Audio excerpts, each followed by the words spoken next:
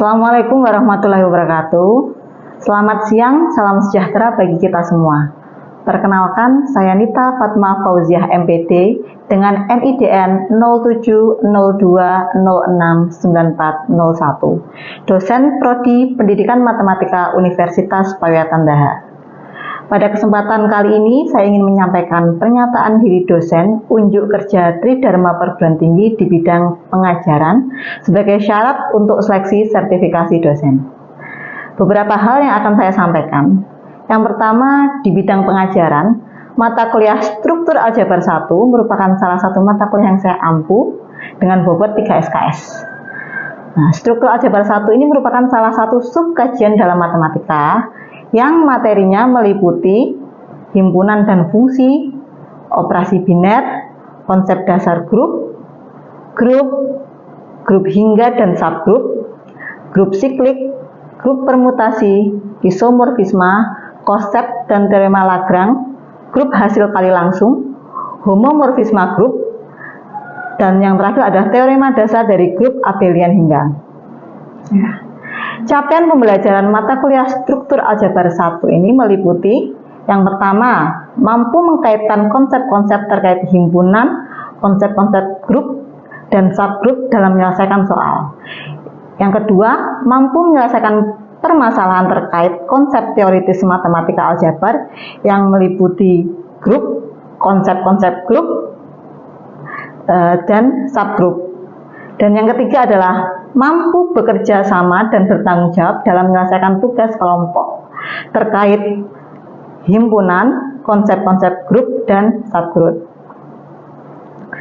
Kemampuan akhir atau sub JPMK pada setiap tahapan pembelajaran meliputi yang pertama, mahasiswa mampu menjelaskan konsep himpunan dan fungsi.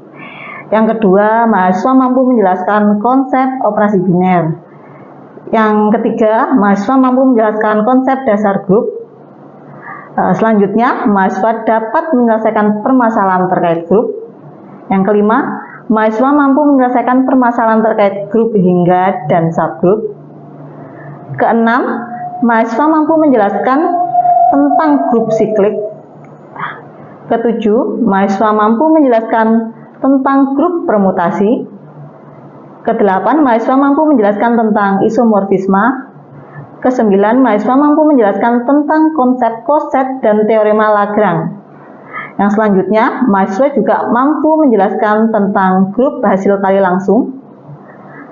11, mahasiswa mampu menjelaskan konsep grup homomorfisme. Dan yang selanjutnya, atau yang terakhir, mahasiswa mampu membuktikan tentang teorema dasar dari grup abelian hingga. Untuk selanjutnya, referensi yang saya gunakan dalam membelajarkan mata kuliah Struktur Aljabar ini ada dua.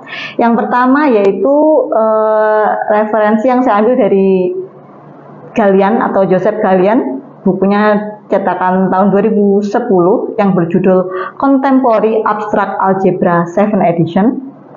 Yang kedua ada buku dari Muniri yang berjudul Struktur Aljabar tahun 2016. Penyampaian materi ini dilaksanakan secara luring atau tatap muka yang direncanakan akan disampaikan dalam 16 pertemuan, di mana pertemuan ke-8 akan dilaksanakan UTS dan di pertemuan ke-16 akan dilaksanakan UAS. Nah, untuk kriteria penilaian dari mata kuliah Struktur Aljabar ini meliputi yang pertama adalah penilaian kehadiran atau presensi yang bobotnya adalah 15% dari bobot total. Nah, dengan syarat minimal kehadiran mahasiswa itu sebanyak 75% dari pertemuan yang direncanakan atau minimal 12 kehadiran dari mahasiswa.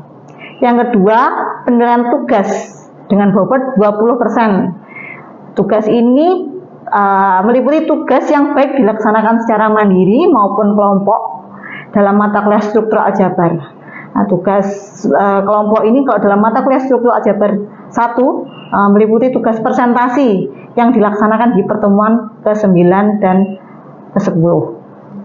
Untuk selanjutnya atau yang ketiga yaitu kriteria penilaian saya ambil dari UTS dengan bobot 30% yang dilaksanakan di pertemuan ke-8 Dan yang terakhir adalah UAS dengan bobot 35%. Oke, untuk selanjutnya saya akan memberikan gambaran terkait perkuliahan struktur aljabar 1 dalam video pembelajaran. Selamat menyaksikan. Wassalamualaikum warahmatullahi wabarakatuh.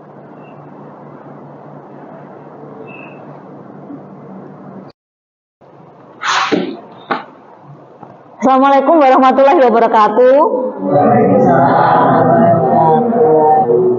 Oke, sebelum kita mulai perkuliahan hari ini, Bunita mau satu anak untuk memimpin doa. Mas Ali? Mari kita berdoa dulu sebelum memulai pelajaran. Berdoa selesai. Oke, ketemu lagi dengan Bunita di mata kuliah struktur aljabar ya. Nah, sesuai dengan RPS yang kita rencanakan, hari ini pertemuan keempat, kita akan masuk kepada materi grup. Kemarin di pertemuan ketiga kita sudah berkenalan ya dengan grup walaupun secara tidak resmi. Ada yang masih ingat kemarin kita belajar tentang apa? Kita kemarin kan belajar mengenai kesimetrisan pada persegi. Jadi persegi, kita punya persegi dengan posisi-posisi akhir, persegi yang kita labeli dengan PWGB. Masih ingat kemarin? Itu perseginya kita gerakkan dengan pergerakan tertentu. R0 itu pergerakan terhadap 0 derajat berlawanan dengan arah jarum jam. R90 berarti perseginya kita putar berlawanan dengan arah jarum jam sebesar 90 derajat. Sampai dengan pergerakan memflip dengan diagonal yang lain sebagai sumbu utamanya. Sehingga apa? Kita peroleh 8 posisi persegi. Kemarin kita peroleh 8 posisi persegi. Kita peroleh tabel ini akhirnya. 8 posisi akhir dari persegi kita data dalam tabel Cayley, kita dapat seperti ini. Di kesimpulan akhir kita kemarin, ternyata posisi akhir dari persegi ini yang kita sebut sebagai D4 itu ternyata adalah grup. Dari tabel nampak 3 kondisi grup dari 4 kondisi grup yang akan kita definisikan pada pertemuan di minggu kali ini. Ada yang masih ingat 3 kondisi grup itu apa aja? Oke, Mas Ali? Ya. Yaitu yang pertama ada D4 tertutup. Iya, oke. Dari tabel kita tahu ya D4 itu tertutup. Kalau yang lupa tertutup itu gimana, Bu? Nah, kita akan belajar di minggu ini. Yang kedua? Yang kedua ada D4 memiliki elemen identitas yaitu R0. Oke, betul ya. Elemen identitasnya adalah R0. Sifat yang ketiga atau kondisi yang ketiga? Yang ketiga, semua elemen di D4 memiliki invers. Nah, oke. Jadi dari D4 kita dapat kenapa kalau D4 itu tertutup, punya elemen identitas yaitu R0, dan yang ketiga adalah punya elemen inverse. Bagi yang apa sih Bu, ketertutupan itu tertutup itu apa, terus inverse itu apa, identitas apa? Nah, kita akan pelajari itu lebih lanjut di dalam bab grup. Oke. Sudah dibaca belum handout yang dari Bunita? Sudah. Yang lainnya? Sudah. Gimana? Dari handout bisa langsung dipahami? Atau masih tanda tanya? Bingung? Oke, kita bahas ya. Sebelum ke definisi resmi dari grup, nah kita akan belajar atau mengulang tentang operasi biner. Operasi biner sudah dijelaskan di pertemuan kedua. Nah, sekarang kita bahas lagi sedikit. Operasi biner itu apa sih, Bu? Silahkan dibaca definisinya. Misalkan kita punya G. G itu adalah sebuah himpunan. Sebuah operasi biner pada G adalah sebuah fungsi yang mengkaitkan setiap pasangan berurutan dari G ke anggota G itu sendiri. Nah, bingung Bu kalau baca definisinya aja. Oke, kita langsung ke contoh ya. Jadi operasi biner itu bahasa yang sering bahasa gaulnya atau bahasa yang populer itu kita sebut sebagai operasi ketertutupan. Apa itu Bu maksudnya? Nah, misalkan Bunita punya Z. Z itu adalah himpunan bilangan bulat. Ada yang masih bingung himpunan bilangan bulat itu anggotanya apa aja? Bilangan bulat itu berarti anggotanya apa aja? Ada bilangan positif, terus negatif, 0. Jadi bilangan bulat itu anggotanya, himpunan bilangan bulat itu apa? Anggotanya bilangan negatif, 0 dan positif. Nah, pertanyaan pertama, apakah penjumlahan merupakan suatu operasi biner pada Z atau pada bilangan bulat? Nah, jadi kalau ditanya suatu himpunan itu merupakan operasi biner apa tidak? Nah, kita bayangkan gini, bilangan bulat. Nah, kita di otak kita sudah ada anggota ya. Jadi kalau bilangan bulat anggotanya itu. Kalau kita jumlahkan dengan bilangan bulat, mungkin nggak hasilnya keluar dari bilangan bulat? Tidak, ya. Bilangan bulat kalau ditambah dengan bilangan bulat pasti hasilnya adalah bilangan bulat. Misalkan contoh 1 juta ditambah 2 triliun. Hasilnya berapa? Mungkin nggak dia tidak bulat. Nah, tidak. Minus 2 ditambah 10. Hasilnya bulat nggak? Nah, itu yang dinamakan dia tertutup. Nah, dapat kita simpulkan apa? Penjumlahan merupakan operasi biner kalau pada bilangan bulat. Itu ya. Terus untuk yang kedua, apakah pengurangan merupakan operasi biner atau operasi ketertutupan pada Z atau pada bilangan bulat? Jawabannya ya. Kenapa Bu? Nah, bayangan kita bilangan bulat itu anggotanya sekian. Kita mengurangkan dua anggota bilangan bulat, misalkan A dan B anggota bilangan bulat, kita kurangkan. Mungkin nggak hasilnya keluar dari bilangan bulat? Mungkin nggak? Tidak. Nah, kalau hasilnya tetap berada di bilangan bulat, dapat kita katakan apa? Operasi pengurangan itu merupakan operasi biner pada bilangan bulat. Itu ya. Sedikit mengingat saja. Nah, terus yang keempat itu, apakah pembagian merupakan suatu operasi biner pada Z? Jawabannya adalah tidak. Kenapa? Nah, kalau kita menjawab tidak, kita harus dapat menyebutkan satu contoh yang membuat dia itu gagal. Nah, di sini misalkan Bunita ambil 1 dan 3, itu kan bilangan bulat semua. Kita bagi 1 dan 3, hasilnya berapa? 1 dibagi 3, 1 per 3. Nah, 1 per 3 itu bulat apa bukan? Bukan, dia adalah pecahan. Nah, ini ada kita mengoperasikan bulat dengan bulat tapi hasilnya bukan bulat. Nah, yang demikian itu yang kita namakan sebagai bukan operasi biner. Gitu ya. Kalau kita menjumlahkan atau mengoperasikan sesuatu dan hasilnya keluar dari anggota himpunan, itu kita sebut apa? Operasi tersebut tidak tertutup atau bukan operasi biner. Himpunan dari bilangan-bilangan bulat atau dinotasikan dengan Z, himpunan bilangan-bilangan rasional kita notasikan sebagai Q, dan himpunan bilangan-bilangan real yang kita notasikan sebagai R, semuanya adalah grup di bawah penjumlahan biasa dengan unsur identitasnya apa? 0, dan inversenya adalah negatif A.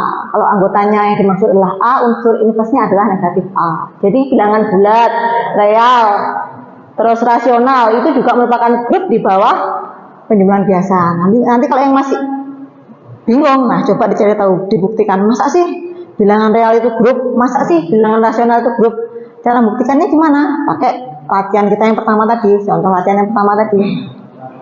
Oke, ada contoh yang kedua. Himpunan bilangan-bilangan bulat di bawah perkalian biasa adalah bukan grup. Karena kita tahu ya, kalau di perkalian kan identitasnya adalah 1. Nah, ini sifat yang keempat gagal. Kenapa? Ketika kita mengambil contoh bilangan bulatnya itu adalah 5 dikalikan berapa yang hasilnya 1? Misalkan dikalikan dengan B. B-nya itu kan hasilnya tidak mungkin bilangan bulat. Kayak contoh yang kedua tadi. Karena sifat yang keempat gagal, maka himpunan bilangan-bilangan bulat di bawah perkalian biasa bukan grup. UN adalah himpunan dari semua bilangan positif yang kurang dari N dan relatif prima dengan N. Ada yang masih ingat relatif prima itu apa? Bilangan yang FVB-nya adalah 1. Jadi dua bilangan dikatakan relatif prima kalau mereka FVB-nya adalah 1. Nah, misalkan 10 dengan 7, FPB-nya berapa? 10 dan 7 itu sama-sama bisa dibagi berapa? 1. Nah, dengan demikian dikatakan 10 dan 7 itu relatif prima. Misalkan 10 dan 8, pembaginya berapa? Sama-sama bisa dibagi berapa? 2. Nah, kalau pembagi terbesarnya itu tidak 1, nah itu dapat kita katakan dua bilangan itu tidak relatif prima, kayak 10 dan 8 tadi. Dia kan bisa sama-sama dibagi 2, pembagi terbesarnya kan 2. Dengan demikian kita katakan bahwa 10 dan 8 bukan relatif prima. Itu ya. Terus maka UN adalah sebuah grup dalam perkalian modulo N. Nah, ini perkaliannya bukan biasa, ini perkalian modulo N. Contohnya untuk N sama dengan 10. Kita memiliki U10 sama dengan, Bu, kok bisa anggota dari U10 itu? Nah, U10 itu kan himpunan yang anggotanya kurang dari 10. Jadi kemungkinan kan bisa 1, 2, 3, 4, 5, 6, 7, 8, dan 9. Bilangan bulat positif yang kurang dari 10 dan mereka saling prima. 10 dan 1, FPB-nya berapa? 1, berarti dia saling prima. Oke, ini masuk. 2 dan 10 sama-sama bisa dibagi berapa? FPB-nya berapa? 2, berarti dia bukan relatif prima. 3 dan 10, 1 ya. Pembagi terbesarnya kan 1, selain itu enggak ada ya, berarti dia relatif prima. Masuk. 4 dan 10, FPB-nya berapa? 2, berarti dia bukan relatif prima. 5 dan 10, pembagi terbesarnya berapa? Nah, 5, berarti dia bukan relatif prima. Lewat lagi, 6 dan 10, 2, bukan relatif prima. 10 dan 7, 1, oke. 8 dan 10, 2, bukan lagi. 9 dan 10, FPB-nya 1. Nah, kenapa kok anggotanya bisa 1, 3, 7, 9 itu dari situ. Seperti di D4 ya, caranya sama. Operasinya ditulis di sini. Titik artinya kali, perkalian. Nah, kalau perkalian biasanya tidak saja, kalau perkalian modulo 10. Tuliskan anggotanya 1, 3, 7, 9. 1, 3, 7, 9. Oke. Gimana pengoperasikannya? Tinggal kalikan aja. Yang garis dikalikan dengan kolom. 1 kali 1, 1. 1 kali 3, 1 kali 7. Oke, 1 kali 9, 3 kali 1, 3 kali 3, 3 kali 7, 21. Oke, nah ingat operasinya adalah modulo 10. Kalau nulis operasi modulo 10, ketika hasil perkalian lebih dari 10, kita harus membaginya. Misalkan 3 dikali 7 hasilnya 21. Nah, karena dia modulo 10, berarti 21-nya dibagi 10 dulu. Sisanya berapa? Nah, 21 dibagi 10 kan ada 2, sisanya ada 1. Jadi kalau dia melebihi 10 atau melebihi yang di sini, kita harus membaginya dengan yang ada di sini. Kan aturan modulo. Berarti yang kita tulis bukan 21-nya, tapi sisanya 1. Kita kalikan dengan 7. Ini modulo ya, modulo 10. Hasilnya sama enggak dengan gini?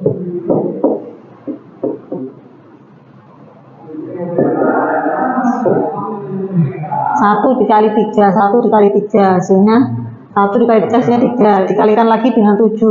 Jadi 3 dikalikan dengan 7 hasilnya 1. Sama kita operasikan yang belakang dulu. Tadi hasilnya 1 ya, dengan 3 dikali 7. 3 kali 7 hasilnya 1. Plus setelah itu kan hasilnya 1 tadi yang kedua. Terus ini 1 dikalikan hasilnya tadi 1. Hasilnya berapa? 1. Berarti asosiatif ya. Gimana Bu untuk kondisi yang lain? Ternyata setelah kita teliti, mereka asosiatif.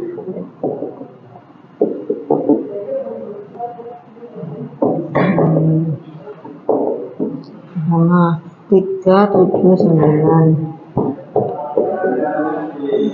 Nah, ternyata mereka itu adalah asosiatif. Kita mengoperasikan 3 bilangan. Dengan 3 bilangan yang awal kita operasikan dengan yang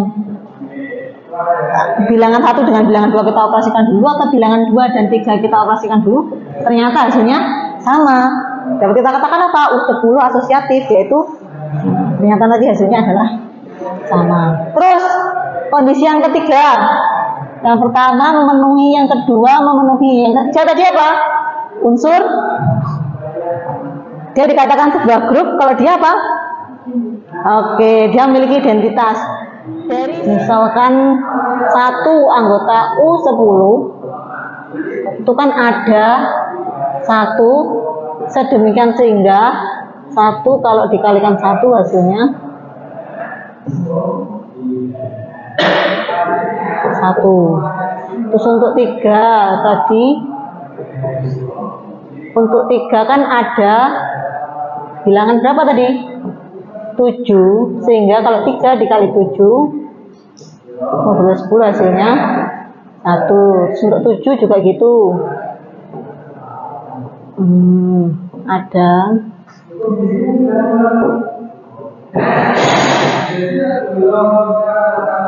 hasilnya 1. 9, untuk 9 anggota U10 ada 9, sedemikian sehingga kalau 9 dikali 9 modulo 10 hasilnya adalah 1.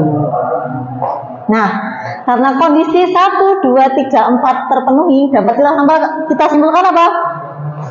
U10 adalah grup. Boleh pakai karena memenuhi kondisi 1, 2, 3, boleh, atau redaksinya bebas ya. Berdasarkan I1, I2, I3, dan I4, U10 adalah grup di bawah operasi perkalian modulo 10. Nomor 4, ada yang sudah mengerjakan belum di rumah? Mbak Indah sudah? Oke, coba maju ke depan Mbak. Mbak yang sudah mengerjakan tadi, tuh pelajari yang berarti ya. Handoutnya udah kita bagikan loh ya. Jadi kalau misalkan mau mengerjakan soal latihan nggak perlu nunggu saat perkuliahan, bisa dikerjakan di rumah.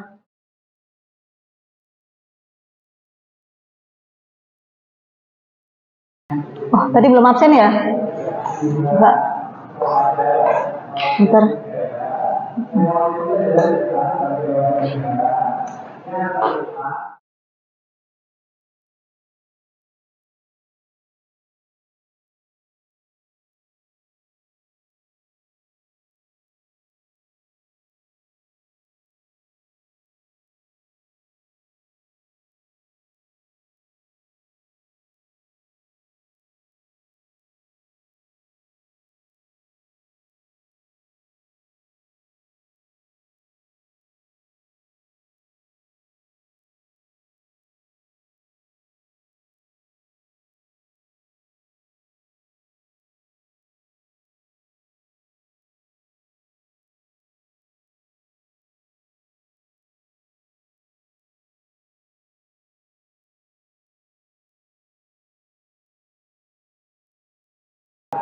Ini Mbak Indah bisa dijelaskan sekalian? Ya.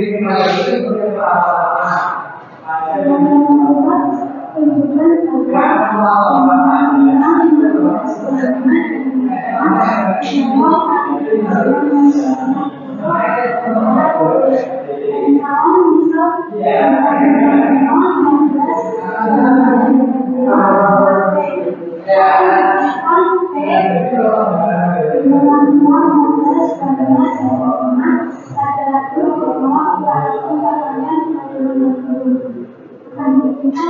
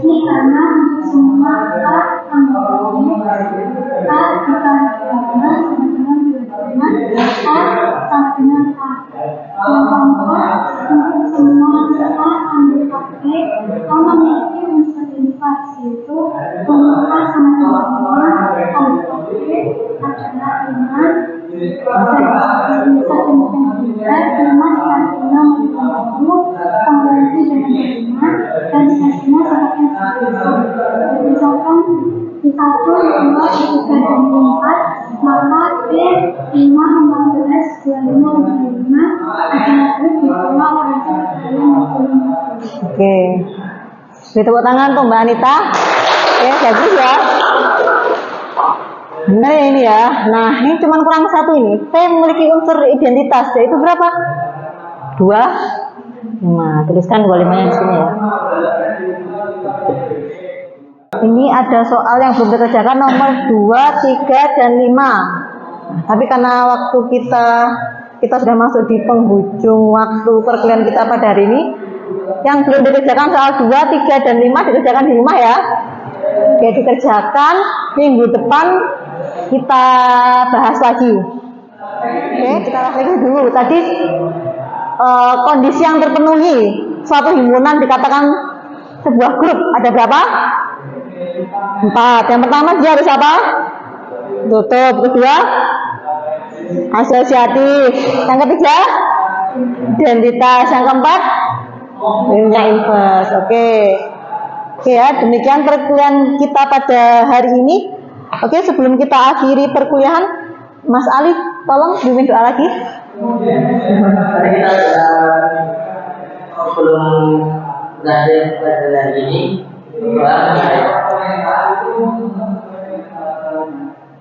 berdoa selesai. Oke, demikian perkuliahan struktur aljabar pada pertemuan kali ini. Kurang lebihnya Benita mohon maaf. Jangan lupa soal nomor yang belum dikerjakan di rumah. Kurang lebihnya mohon maaf. Wassalamualaikum warahmatullahi wabarakatuh. Waalaikumsalam.